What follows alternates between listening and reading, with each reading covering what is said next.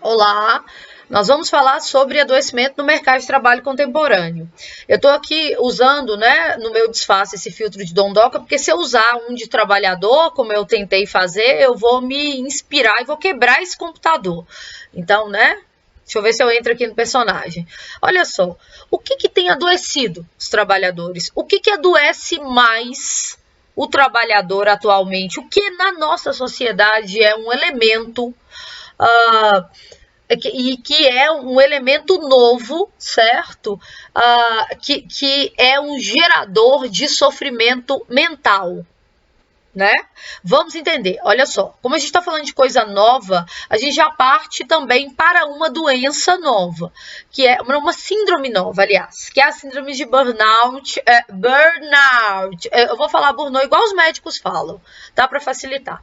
Basicamente, é uma doença ligada ao trabalho. Então, assim, não serve para outro contexto. Esses sintomas se ligam diretamente, certo, ao universo do trabalho. Basicamente, é um esgotamento físico e mental intenso, certo? Relacionado, como eu disse, ao universo do trabalho, e que você consegue identificar, assim, quando existe esgotamento emocional, quando existe um distanciamento afetivo, inclusive da própria atividade profissional, quando existe uma perda de sentido de realização profissional, né? Você não está mais satisfeito. Esses são elementos. Eles acendem um alerta. Mas aí a gente tem uma série de outros sintomas que se somam a esse e que caracterizam o esgotamento. Nós vamos ver aqui. Olha só. De acordo com o Ministério da Saúde, gente, eu já vou lendo revoltada aqui. Para prevenir, você deve definir pequenos objetivos na vida profissional e pessoal, e isso é muito importante porque um fator de adoecimento é você só trabalhar e não conseguir perceber, certo? Um projeto para o futuro. Participar de atividade de lazer com amigos e familiares, eu não sei que horas, mas enfim, voltando. Fazer atividades que fujam à rotina diária, como passear, comer fora e ir ao restaurante e ao cinema. Total, só um filme tem 2 horas, fora o tempo que você se arruma e chega lá, claro. Ok, ou seja, vamos todos morrer de trabalhar. Conversar com alguém de confiança sobre o que está sentindo. Recomendamos terapia. Faça atividades físicas regulares. Em que momento? Evite consumo de bebidas alcoólicas, ou seja, a única alegria que o trabalhador poderia ter não tem mais, né? Não se automedique nem tome remédio sem prescrição médica. Gente, falando sério sobre o álcool não deve ser utilizado porque ele é um depressor do sistema nervoso e ele piora determinados sintomas. Agora sim, eu tô brincando, mas falando sério, sobre o tanto que a síndrome, ela é justamente relacionada ao excesso de trabalho. Então, essas sugestões para evitar a síndrome, a gente não consegue aplicar esses princípios, certo? Então, assim, uma das coisas mais interessantes aqui que eu tirei do próprio site do Ministério da Saúde é descansar adequadamente, dormindo pelo menos 8 horas diárias, né? E fazendo atividades físicas. Você calcula aí quantas horas tem o dia, o tanto que se trabalha, né? E encaixa atividades físicas além do trabalho e dormir. Aí não rola, né? Os profissionais que mais adoecem são profissionais, professores, jornalistas, médicos, enfermeiros, certo? E aí, o que a gente tem que entender é, mas por que as pessoas têm trabalhado tanto a ponto de adquirirem essa exaustão? Qual é a causa? A gente já sabe, né, o que é sintomático, é a síndrome. Mas por que a gente trabalha tanto? O que tem de diferente? Primeiro, a gente está vivendo um momento no qual nós estamos conectados 24 horas por dia. Portugal proibiu o patrão de mandar mensagem para trabalhador, né, fora do expediente. Mas a gente recebe o tempo todo, tem 300 grupos, né, de WhatsApp e tal. E a gente, então, você é localizado, o trabalho te localiza todo o tempo. Isso faz com que você não consiga desligar muito. Esse é um ponto. E assim, então por que o trabalhador aceita? Aceita porque tem medo de que aquilo não responder ocasione perda do emprego, então aí a gente responde o tempo todo. né? A gente sim, quem consegue. Então é aquela coisa, aí você trabalha muito, não consegue refletir sobre o futuro, né? Começa a passar por um processo de desumanização, é como se você virasse um tipo de máquina que só trabalha, você abriu o caminho para o adoecimento. Aí sim, gente, você pode citar como uma referência para as mudanças que geram isso, você pode citar o Bauman. Ele se aplica, assim, eu prefiro outros teóricos, porque toda vez que cai um tema que envolva as consequências da sociedade mediada pela tecnologia, todo mundo vai citar o Bauman. Mas ele se aplica, modernidade líquida, enfraquecimento dos vínculos, o imediatismo, tudo isso contribui para essa sensação que a gente tem de que precisa produzir o tempo todo. Mas assim, além disso, tá? Eu quero que vocês prestem atenção, assim, em uma outra teoria que também é importantíssima para a gente compreender esse contexto, assim, o que mudou na sociedade para a gente se matar de trabalhar.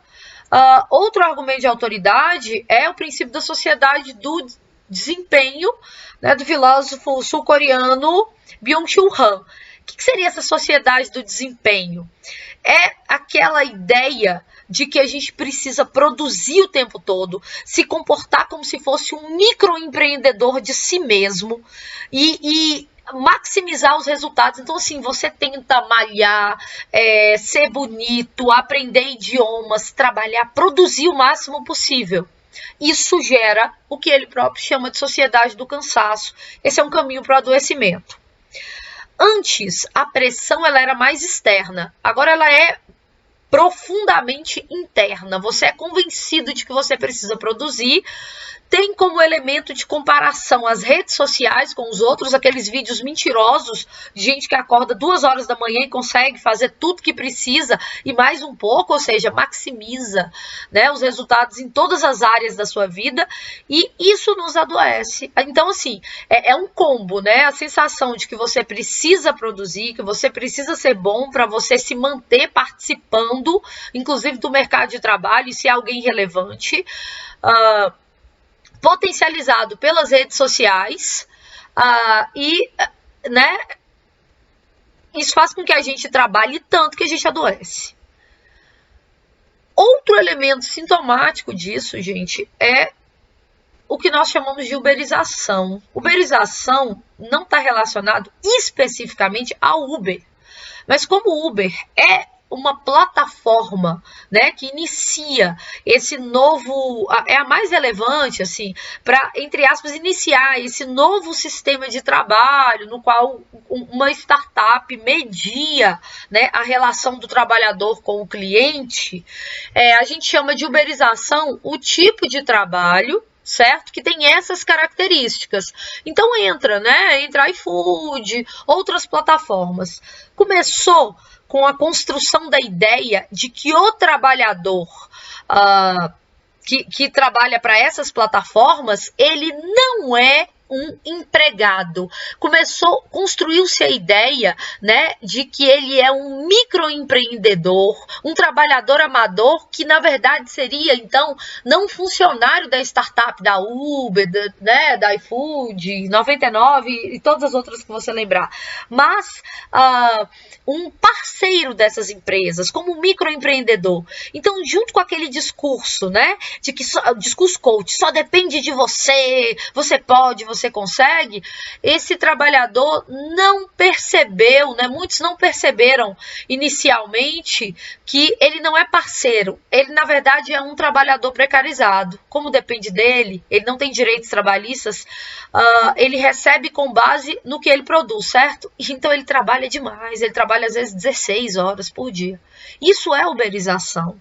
O que você tem, então, ao fim e ao cabo, é um processo de precarização, porque é um trabalhador que ele, como depende da produção, e ele não tem os mesmos direitos que outros trabalhadores, né, convencionais que adoecem, ele muitas vezes não tem acesso, quando ele não paga, né, o MEI como autônomo, ele também não tem acesso à Seguridade Social. Ou seja, piorou, né, galera? Vamos combinar. Então, assim, esse é o trabalhador, gente, que a gente pode dizer que é o trabalhador que é um microempreendedor de si mesmo, né? Aqui você já tem todo o movimento nas redes sociais que denuncia isso, né? Não é empreendedor nem colaborador, é um trabalhador precarizado. Essa é uma característica desse universo de trabalho que adoece as pessoas. Agora, e a pandemia, né? A pandemia, você tem, assim, conseguiu também piorar esse universo do trabalho, gente. Como? Como é que dá para... Aí eu passei aqui para o lugar errado, perdão. Como é que dá para a gente discutir, né, pandemia e a saúde do trabalhador? Olha só. A pandemia fez com que a gente passasse a trabalhar muito mais. Eu, como professora, minha vida virou um inferno. Para início de conversa, eu nem sabia mexer nisso aí, né? Esse aplicativo que eu estou usando aqui para gravar. O nosso trabalho aumentou muito e, junto com o aumento do trabalho, aumentou a insegurança.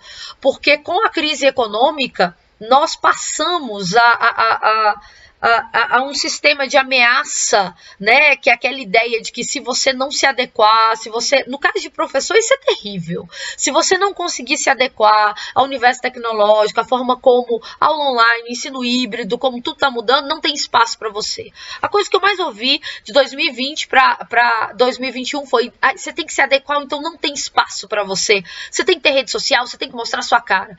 E isso, eu estou falando da questão específica do trabalhador, da minha área, né, que é professor. Mas você imagina os trabalhadores de saúde, você imagina os trabalhadores de TI, os outros trabalhadores. Isso aqui é um processo, assim, de precarização mesmo do trabalho. E note que eu não me adequei, olha, usando o filtro, que eu não gosto de me expor, né? Tá vendo?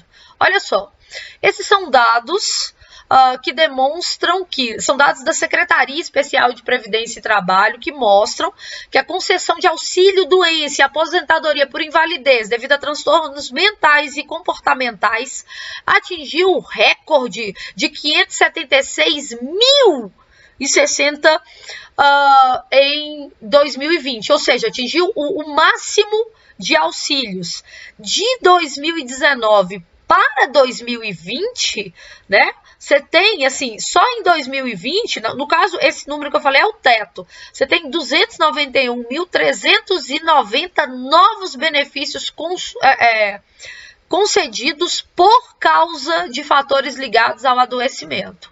Assim, né, há aspectos que são aspectos de saúde mental.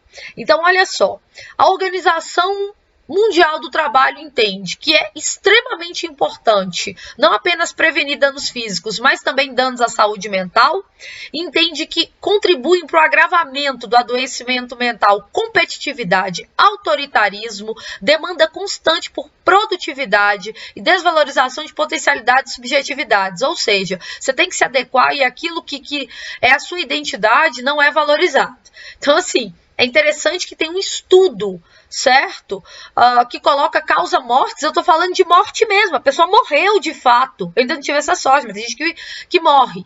Né? Eu estou falando assim, agentes de causa-mortes. Você tem um adoecimento mental e junto com ele, né, com estresse, você tem uma série de outros fatores de adoecimento físico. Então vamos lá, baixos salários que geram falta de tempo para cuidar da própria saúde, situações relacionadas ao dia a dia no trabalho. A pessoa morre. Certo? Por quê? Porque o corpo é uma máquina que conjuga os dois fatores, o físico, né, os elementos que são físicos e os mentais, que, né, em muitos aspectos são físicos também. Mas aí, o que acontece? Você tem, então, rotina extenuante, que por sua vez agrava diabetes, hipertensão, problemas cardiovasculares. Então, tudo isso é um combo que faz a gente adoecer, em alguns casos, como vocês viram, até morrer. O principal estudioso, certo, do esgotamento dos trabalhadores nesse novo universo do trabalho é o Jeffrey, e não sei pronunciar esse nome, e ele sugere que é melhor pedir demissão. Ai. E aí eu vou viver de quê, né, amigos? Eu e os outros trabalhadores. Então, assim, infelizmente, é trabalho precarizado e trabalho ao qual a gente acaba se submetendo. O que as empresas, né, poderiam... Gente, olha, eu vou voltar nesse exemplo, né? O entregador da Rappi passou mal, foi ignorado e acabou morrendo. Isso, assim, você tem vários casos. Pessoas às vezes morrem de exaustão, já que só depende de você. O que as empresas podem fazer? Rever essa mentalidade, né? Essa cobrança excessiva reduz a produtividade, porque o trabalhador adoece. Tentar bolar estratégias de alterar o sistema de carga horária de trabalho, né? Flexibilizar a jornada de trabalho, redesenhar esse universo do trabalho, que como as coisas mudaram, não é mais possível a gente trabalhar tanto nos horários quanto no sistema. Eu trabalhando em outro sistema aqui, né? Que é o sistema tradicional de bater o cartão 8 horas, tudo isso já tem em alguns lugares do mundo empresas que reduziram os dias, né, tipo a carga horária semanal para 5 dias, porque isso aumenta a produtividade, porque o trabalhador adoece menos, se sente menos estressado. Enfrentar, no caso, esses problemas exige que a gente... Isso que eu vou falar é extremamente importante. Dentro do próprio ambiente do trabalho tem que se construir um sistema de enfrentamento dessa questão de saúde mental. E isso é uma demanda do próprio sistema capitalista. Então, entende? Então, assim, esses são os argumentos. E eu encerro com esse vídeo que, assim, me representa profundamente. Gente, na verdade, tudo aqui me representa. Não tá fácil. Vamos lá. Foca aí, né, na lateral.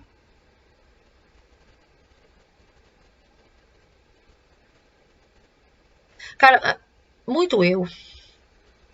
Faria.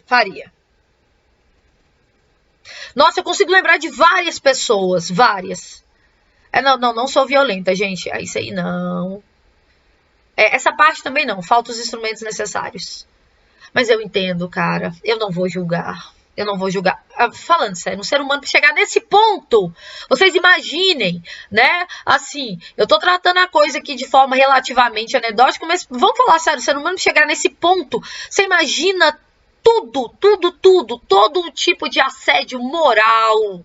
Isso, inclusive, todos esses argumentos você pode utilizar em uma redação sobre assédio moral, certo? Enfim, você imagina tudo que já tá claro, né? Autoexplicativo. Então tá, gente. Um grande abraço. Não tá fácil.